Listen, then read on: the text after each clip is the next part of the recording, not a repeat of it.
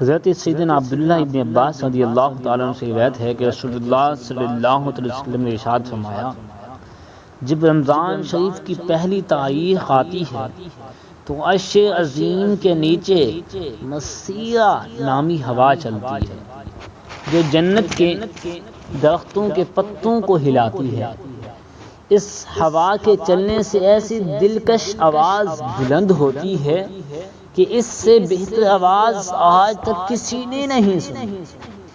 اس آواز کو سن کر بڑی بڑی آنکھوں والی حوریں زہر ہوتی ہیں، یہاں تک کہ جنت کے بلند محلوں پر کھڑی ہو جاتی ہیں اور کہتی ہیں، ہے کوئی جو ہم کو اللہ تعالی سے مانگ لے، ہمارا نکاح اس سے ہو۔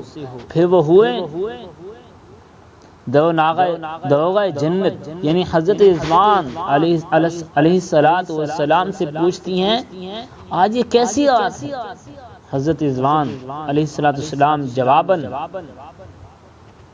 ارشاد فرماتے ہیں، یہ ماہ رمضان کی پہلی رات ہے، جنت کے دروازے امت محمدیہ صلی اللہ علیہ وسلم کے روزے داروں کے لیے کھول دیے گئے ہیں۔ صلو علی الحبیب صلی اللہ تعالی علی محمد صلی اللہ علیہ وسلم۔